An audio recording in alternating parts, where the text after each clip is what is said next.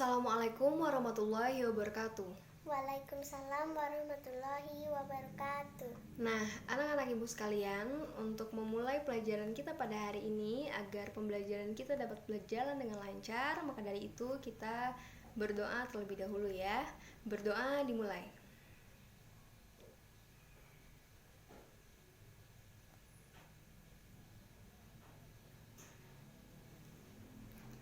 Berdoa selesai.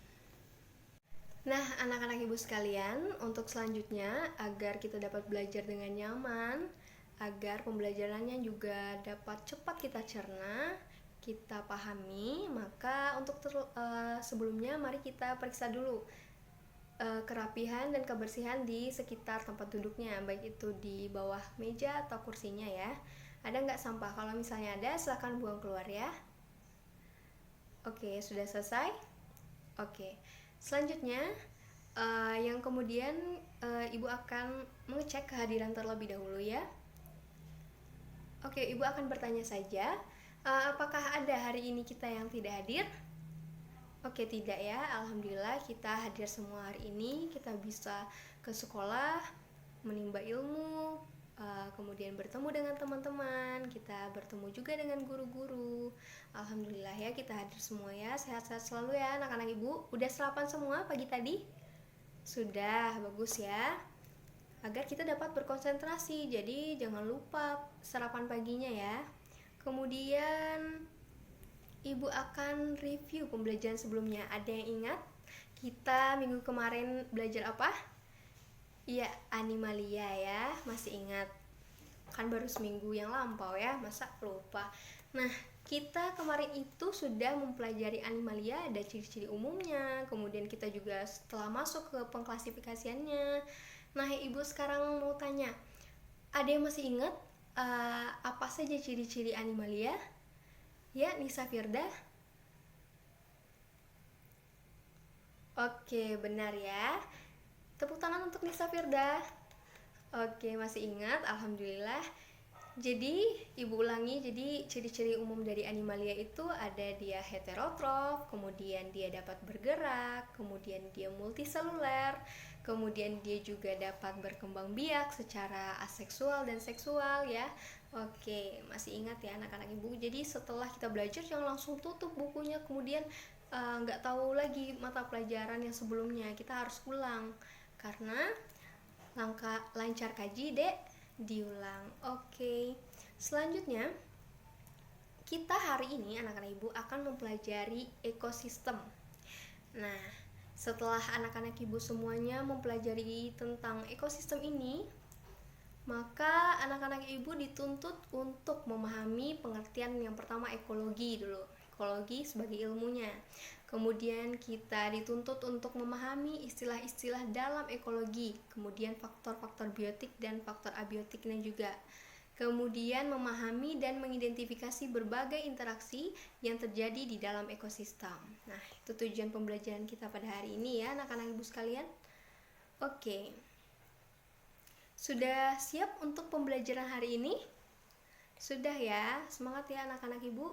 Ketika kita sudah semangat, maka pembelajaran itu akan tambah gampang masuknya ke otak. Oke. Pertama, yang terlebih dahulu akan kita pelajari yaitu ekologi sebagai ilmu. Nah, pastinya sudah tidak asing lagi ya ekologi itu apa. Jadi si istilah ekologi ini pertama kali itu ditemukan oleh Ernst Haeckel, yaitu pada tahun, ada yang tahu? Pada tahun 1869. Nah, ekologi ini berasal dari bahasa Yunani anak-anak ibu sekalian, yaitu oikos dan logos. Oikos itu berarti rumah dan tempat tinggal, kemudian logos itu berarti ilmu pengetahuan. Jadi kalau disimpulkan, jadi ekosistem ini adalah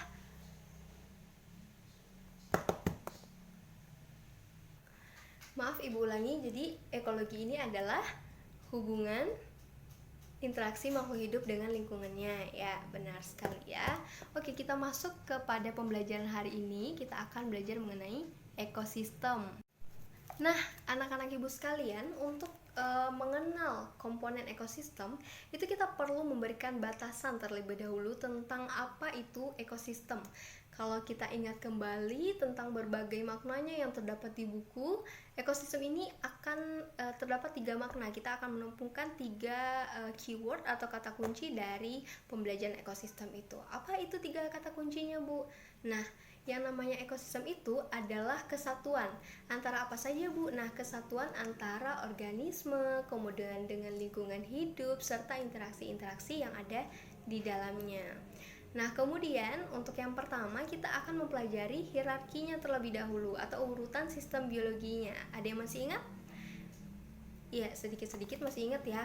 Karena sebenarnya pembelajaran ekosistem ini bukan hal atau sesuatu yang baru kita pelajari, karena sudah sejak SD kita sudah mempelajari tentang ekosistem. Namun pada SD kita belajar atau mengenalnya dengan lingkungan hidup. Kemudian pada waktu SMP kita juga sudah belajar tentang ekosistem ini ya. Jadi bukan sesuatu yang baru lagi ekosistem ini ya, anak-anak ibu sekalian. Oke, anak-anak ibu sekalian, kita akan mempelajari yang pertama, kita hierarkinya dulu ya. Dimana kita ketahui yaitu ada individu terlebih dahulu. Jadi tingkatan yang paling rendah itu adalah individu.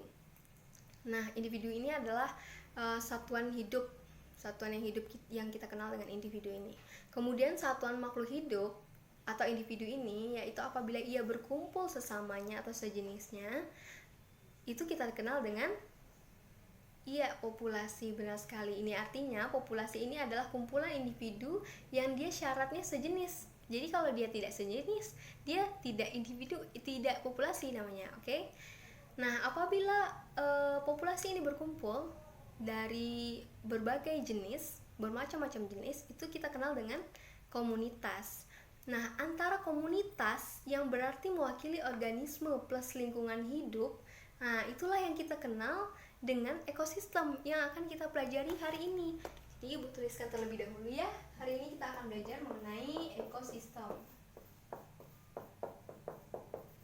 Untuk hierarkinya, kita yang belajar yang pertama tentang hierarki terlebih dahulu. Yang pertama ada tadi apa, Alan? Oke, benar. Individu ya. Yang kedua ada Lona. Oke, ada populasi. Yang ketiga ada komunitas. Yang keempat ada ada ekosistem yang akan kita pelajari pada hari ini. Oke, anak-anak ibu sekalian, kita sudah membahasnya tentang ekosistem. Nah, apabila kita ingin mengetahui tingkatan yang lebih tinggi dari ekosistem ini, maka kita akan menemukan istilah yaitu bioma. Nah, bioma ini dapat kita maknai dengan ekosistem yang besar dalam skala luas, atau di beberapa buku bioma ini dikatakan yaitu kumpulan ekosistem. Jadi ekosistem yang kecil berkumpul menjadi satu, itulah yang menyusun bioma ini. Kemudian dia itu berkumpul dari zona yang sama ya, dan ia itu memiliki ciri tertentu, baik itu dari vegetasinya, iklimnya, atau karakter-karakter yang khusus yang dapat membedakan dia dengan bioma yang lain. Nah, bioma ini yang ada di seluruh dunia, yang ada di seluruh muka bumi ini, apabila ia berkumpul, dia membentuk sistem yang lebih besar, maka itu disebut dengan biosfer. Jadi ada 6 tingkatannya. Yang setelah ekosistem ada bioma, kemudian bioma-bioma di seluruh dunia berkumpul menjadi biosfer. Ingat ya anak-anak ibu, itu adalah hal yang penting yang pertama yang akan kita pelajari pada hari ini. Nah, anak-anak ibu sekalian, selanjutnya kita akan mempelajari lingkungan biotik dan abiotik. Dari kata-katanya saja tentu pernah mendengarnya dan kemudian juga tahu artinya ya. Nah, untuk yang pertama kita masuk ke lingkungan abiotik terlebih dahulu. Yaitu lingkungan abiotik ini meliputi segala sesuatu yang secara tidak langsung itu terkait pada keberadaan organisme tertentu. Contohnya itu apa yang terlintas kalau kita bicara tentang abiotik?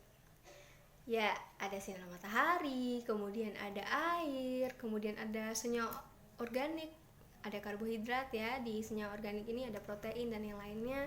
Kemudian ada tanah, ada suhu juga, ada mineral, kemudian tentunya ada kelembapan, kemudian ada pH dan yang lain sebagainya. Kemudian kita masuk ke lingkungan biotik, berarti ini lingkungan yang hidup. Kalau tadi lingkungan abiotik atau tidak hidup. Nah, lingkungan biotik ini adalah lingkungan yang meliputi semua makhluk hidup di muka bumi ini, baik itu tumbuhan, manusia, hewan, dan dalam ekosistem, tumbuhan ini berperan sebagai produsen. Nah, hewan itu berperan sebagai konsumen, dan mikroorganisme itu berperan sebagai dekomposer atau pengurainya. Nah, tadi kita juga sudah masuk ya ke wilayah hierarkinya. Jadi, hierarki dari individu, komunitas, itu kan makhluk hidup semuanya nih. Itu masuk ke dalam lingkungan biotik. Nah, selanjutnya anak-anak ibu, kita akan mempelajari ada banyak interaksi ya yang terjadi di dalam ekosistem ini.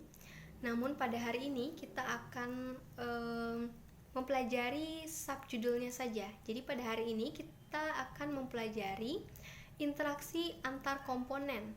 Nah, interaksi antar komponen ini ada pembagiannya juga. Kita tulis dulu ya anak-anak ibu. Ini ibu hapus, nggak apa ya. Nanti ibu tanya lagi apakah masih ingat atau tidak. Nah, untuk lingkungan kita sudah belajar tadi. Lingkungan abiotik. Apa contohnya? Sinar matahari, air ya, kemudian ada tanah dan lain sebagainya. Kemudian kita sudah belajar mengenai lingkungan biotik. Kemudian kita akan mempelajari interaksi antar organisme.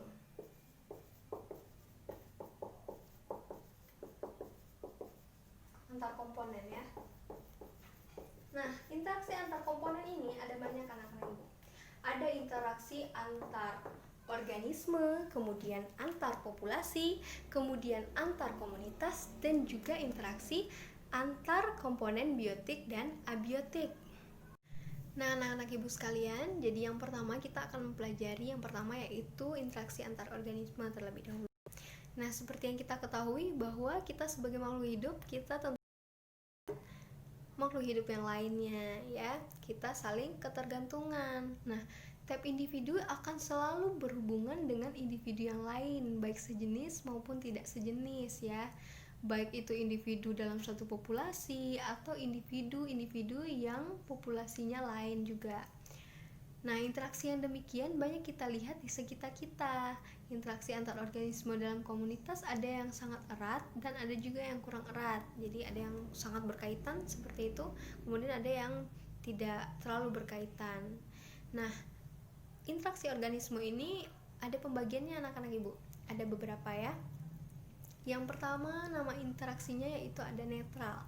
Nah, ini adalah hubungan yang tidak saling mengganggu antara organisme dan dalam habitat yang sama, yang bersifat tidak menguntungkan namun juga tidak merugikan kedua belah pihaknya. Itu disebut dengan netral. Contohnya yaitu capung dan sapi. Apakah anak-anak ibu melihat dia saling berhubungan, ada yang memiliki interaksi? Tidak ya. Berarti itu namanya netral, dia tidak saling menguntungkan, dia juga tidak saling merugikan. Nah, kemudian kita ada namanya predasi. Nah, predasi ini adalah hubungan antar mangsa memangsa. Jadi si pemangsa atau predator dengan mangsanya. Nah, hubungan ini sangat erat anak-anak ibu, karena tanpa si mangsa, si predator atau pemangsa ini tidak dapat bertahan hidup. Sebaliknya, si pemangsa ini atau si predator ini berfungsi untuk pengontrol populasi mangsa. Itu contohnya misalnya singa dan mangsanya. Mangsanya misalnya siapa anak-anak ibu? Iya, kijang ya misalnya, atau rusa ya. Tanpa si mangsanya ini, singa ini bisa mati, ya kan? Nah, sebaliknya singa ini berfungsi untuk pengontrol mangsanya. Oke. Di sini, di interaksi antar organisme ini kita juga mengenal yang namanya mutualisme, kemudian komensalisme, kemudian ada parasitisme, yang tentunya yang ketiga asing lagi ya, Didengar? Iya, benar sekali. Yang ketiga, yang itu kita pelajari yaitu ada parasitisme ya, yaitu hubungan antar organisme yang berbeda jenis yang dia itu mengambil, salah satunya itu mengambil makanan dari inangnya sehingga bersifat merugikan. Contohnya ada yang tahu? Iya, benar sekali ya. Misalnya benalu dengan pohon inangnya. Si benalu ini dapat tumbuh di pohon inangnya, cuman merugikan inangnya. Jadi dia merugikan inangnya ya. Jadi salah satunya diuntungkan dan salah satunya dirugikan. Kemudian ada komensalisme. Nah, komensalisme ini merupakan hubungan dua organisme juga yang berbeda spesies dalam bentuk kehidupan bersama untuk berbagi sumber makanan. Jadi salah satu spesiesnya diuntungkan, namun salah satu spesies yang lainnya itu tidak dirugikan juga. Contohnya anggrek dengan pohon yang ditumpanginya. Si anggrek ini dapat tumbuh di pohon yang ditumpanginya, tapi si pohon anggrek nggak apa-apa, dia nggak dirugikan. Ya, seperti itu ya. Kemudian ada mutualisme. Mutualisme pasti ada yang tahu ya, pasti udah tahu ya, udah sering dengar ya, yang tiga ini ya. Iya, contohnya misalnya apa tuh? Aquino. Iya, benar sekali. Misalnya rhizobium yang hidup pada bintil akar kacang-kacangan ya. Kemudian ada berapa tuh tadi? Ada 5 ya. Nanti ibu tuliskan ya. Ada 5 interaksi antar organisme. Kemudian kita masuk ke interaksi antar populasi. Jadi interaksi antar suatu populasi yang satu dengan populasi yang lain, dia juga memiliki interaksi. Ada yang namanya alelopati. Nah, yaitu bila populasi yang satu itu menghasilkan zat yang dapat menghalangi pertumbuhan populasi yang lain. Contohnya itu pohon walnut, atau disebut juga dengan pohon juglans. Nah, itu misalnya ini tumbuh pohon walnut ya, populasi pohon walnut ya. Kemudian di lingkungannya itu kita jarang sekali mendapati tumbuhan yang lain dapat hidup, yang jenis lain. Kenapa? Karena si pohon walnut ini dia menghasilkan zat yang bersifat toksik terhadap lingkungannya, sehingga zat tersebut dapat menghalangi pertumbuhan tanaman yang lain atau makhluk hidup yang lainnya. Ada contoh-contoh yang lain, ada banyak ya contoh-contoh yang lain. Anak-anak ibu bisa searching nanti sekalian di buku tugasnya ya. Kemudian ada interaksi antar populasi ini yang namanya kompetisi. Nah, interaksi antar populasi ini yaitu terjadi apabila ada kepentingan yang sama sehingga terjadi persaingan untuk mendapatkan apa yang diperlukan. Nah, misalnya populasi apa? Ada yang tahu? Anak-anak ibu, ada yang tahu? Nisa Firda, oke, berikan contohnya. Ya, bisa ya. Populasi kambing dengan populasi sapi di tempat yang sama, di padang rumput misalnya. Nah, mereka itu populasinya itu populasi kambing dan populasi si sapi ini dia saling berkompetisi untuk mendapatkan rumput ya. Ya, itu contohnya. Kemudian kita masuk ke interaksi antar komunitas. Jadi tidak hanya antar organisme saja, antar individu saja dia memiliki interaksi, atau antar populasi saja dia memiliki interaksi, tapi juga antar komunitas. Nah, misalnya komunitas sawah dan sungai misalnya ya, di mana komunitas sawah itu disusun oleh bermacam-macam organisme, misalnya padi, belalang, apalagi burung, apalagi ular ya, benar ya. Kemudian ada gulma juga. Sedangkan komunitas sungai itu terdiri dari ikan, ganggang, zooplankton, fitoplankton, ada dekomposer juga atau pengurai. Nah, antara komunitas sawah dengan komunitas sungai itu terjadi interaksi anak-anak ibu, yaitu dalam bentuk peredaran nutrisi atau nutrien dari air sungai ke air sawah dan peredaran organisme hidup dari kedua komunitas tersebut. Sehingga interaksi antar komunitas ini cukup kompleks ya, tidak hanya melibatkan organisme saja, tapi juga aliran energi dan makanan interaksi antar komunitas ini. Nah, kita dapat amati juga selain yang sudah dicontohkan itu pada daur karbon ya. Pada daur karbon itu melibatkan ekosistem yang berbeda, misalnya laut dan darat juga ya. Ada contoh-contoh yang lainnya juga selain antar komunitas sungai dan sawah. Kemudian kita masuk ke interaksi antar komponen biotik dan abiotik. Jadi antar komponen yang hidup dengan komponen yang tidak hidup itu juga saling mempengaruhi, terjadi interaksi. Nah, interaksi antara komponen biotik dengan komponen abiotik itu akan membentuk suatu ekosistem yang kita pelajari hari ini ya. Hubungan antara organisme dengan lingkungannya itu menyebabkan terjadinya aliran energi dalam suatu sistem. Nah, selain aliran energi ini, anak-anak ibu, di dalam ekosistem itu terdapat struktur atau tingkatan trofik keanekaragaman biotik juga. Kemudian ada serta siklus materi juga ya. Dengan adanya interaksi-interaksi tersebut, maka suatu ekosistem tersebut dapat mempertahankan keseimbangannya. Jadi untuk menjamin terjadinya keseimbangan ini itu merupakan suatu ciri khas ekosistem ya. Apabila ekosistem tersebut terganggu keseimbangannya atau terganggu komponen-komponennya, maka dia akan tidak dapat mencapai keseimbangan baru, seperti itu anak-anak ibu. Kemudian anak-anak ibu, selanjutnya kita akan membahas atau kita akan melakukan pengamatan ya. Kita akan melakukan pengamatan. Jadi ibu bagikan terlebih dahulu LKPD-nya. Ini ketua kelas, tolong diambil ya. Oke, silakan dibagikan terlebih dahulu. Oke, sembari dibagikan ya, nanti anak-anak ibu untuk LKPD-nya ini bisa ditulis nama, hari dan tanggal, waktu dan tempatnya, kapan diadakan praktikum ini, kegiatan ini. Kemudian anak-anak ibu silakan baca tujuan, kemudian alat dan bahannya, kemudian cara kerjanya ya. Kemudian ada tabel-tabel pengamatan yang harus anak-anak ibu perhatikan untuk diisi ini ya. Kemudian ada beberapa pertanyaan yang harus dijawab juga. Oke? Jadi anak-anak ibu, silahkan dibagi kelompok terlebih dahulu ya. Oke, silahkan berhitung terlebih dahulu. Oke, sudah. Nah, selanjutnya anak-anak ibu, untuk yang mendapatkan nomor yang sama, silahkan berkumpul tanpa suara ya. Sudah? Tanpa suara ya anak-anak ibu. Nanti terganggu kelas sebelah ya. Sudah, oke. Silahkan cermati ya.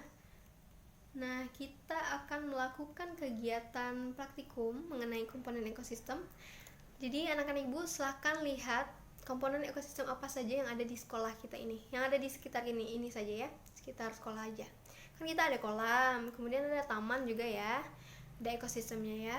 Nanti silahkan tulis komponen biotik dan abiotik yang ada, kemudian tulis interaksinya, kemudian jawab pertanyaannya ya. Oke, silakan anak-anak ibu dikerjakan dengan tertib ya. Oke, anak-anak ibu sekalian, sudah selesai melakukan pengamatannya? Oke, sudah terisi semua LKPD-nya? Oke, bagus ya anak-anak ibu. Mari kita presentasikan ya. Ada yang mau presentasi tanpa ditunjuk? Kalau misalnya ada yang mau presentasi tanpa ditunjuk, itu lebih bagus ya. Itu menunjukkan bahwa anak-anak ibu berani ya. Kelompok berapa? Kelompok 2.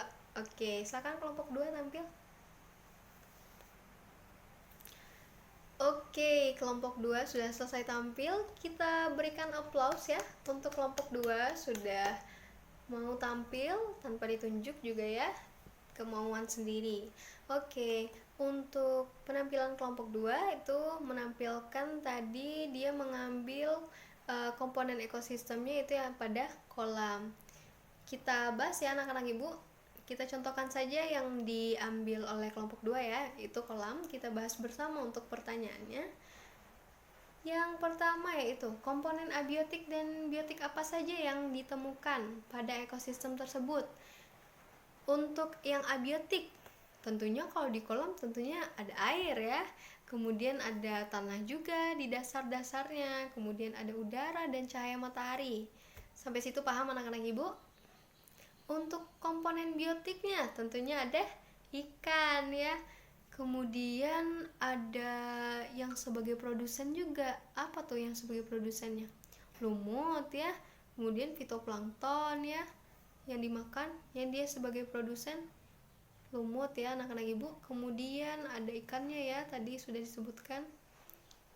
Kemudian pastinya ada dekomposer juga anak-anak ibu yang menguraikan ya. Nah, kemudian pertanyaan nomor 2, berdasarkan hasil pengamatan, adakah komponen biotik yang berperan sebagai produsen dan konsumen?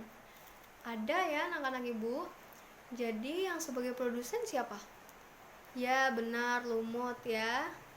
Dia ada produsennya. Kemudian untuk konsumen, ikan, cacing ya, yang berperan sebagai konsumennya. Nanti dari sana kita dapat mengetahui rantai makanannya seperti apa.